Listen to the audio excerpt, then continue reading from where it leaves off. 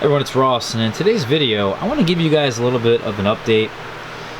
These are what the tomato plants look like as of April 2nd. They're huge. They are really lanky. Perhaps a bit too lanky, but we'll see. We've actually talked about up-potting these. We did up-pot these into these larger half-gallon size containers. We had them originally in 3-inch by 3-inch cow pots, as you can see right in here, and then we took them from here and then up potted them into this, and these guys on this side have been in these half-gallon size pots for quite some time. They are massive, and I really hope, and I'm expecting the root systems on these tomato plants to be ginormous. I also want to talk about the figs here for just a moment. And then I want to talk about the melons, which is kind of the most important thing I'm doing right now. But you can see the fig cuttings here who've been started on various different days of quite recent times. This is probably the oldest bin back here, followed by this one. And then we go to this one here, which was started quite recently.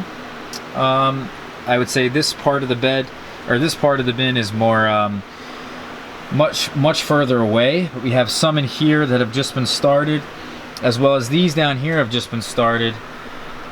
And these guys have actually been going for, I think, a month and a half or so, and you can see some of them really now are starting to take off. Finally, we've got some Simon Unknown growing. This guy's not doing anything, but we've really taken really great methods with these figs. I am really just overjoyed by the whole process. We've got a bin up here of cuttings that are not really doing anything, and that's it. In fact, if I take this down here, there is some new ones we put up here, as well as some that actually are starting to leaf out. So overall, the figs are doing wonderful. We have 2 bins upstairs that are also doing wonderful. I'm just overjoyed by the whole process that has happened so far. I know you guys have followed along with me. You can check out everything we've done so far on these particular figs and how to root them in the rooting figs playlist that I've created for you guys, and that's been updated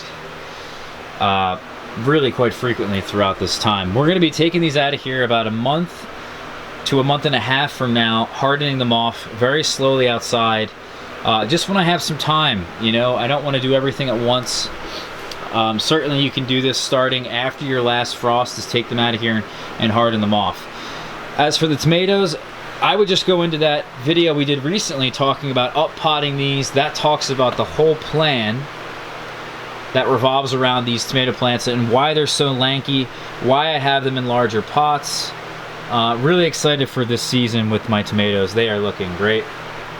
The other thing I want to mention here is that we've got 2 little glass trays here of soil, and this is exactly the amount of soil I need to sterilize the soil for my melons. And I actually had them in these pots ready to go. I was going to seed today. Today's April 2nd.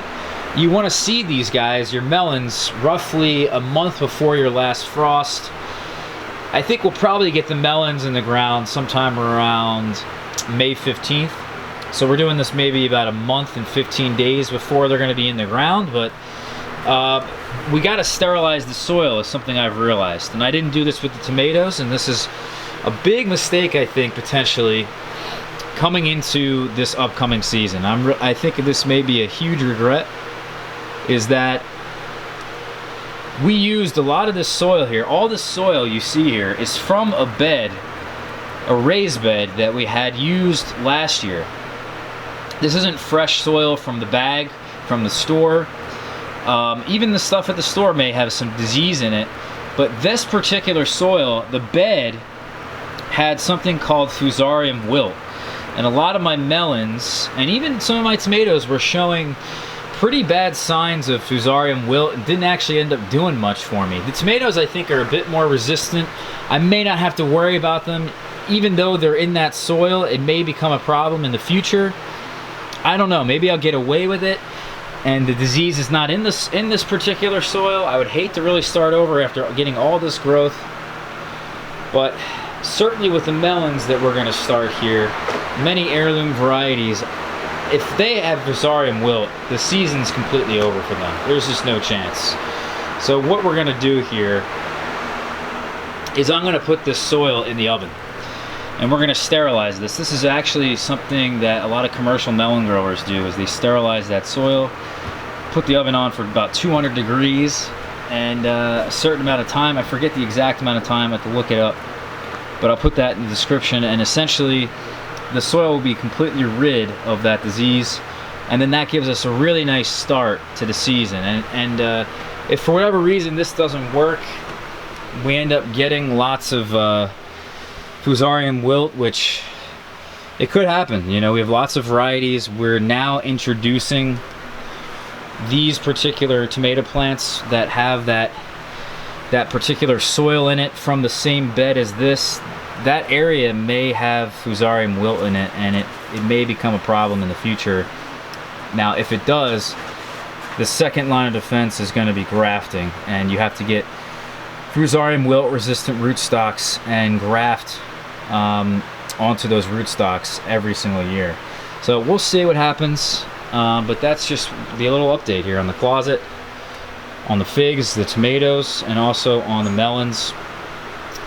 Wish me luck, guys. All right, take care. I'll catch you for tomorrow's video.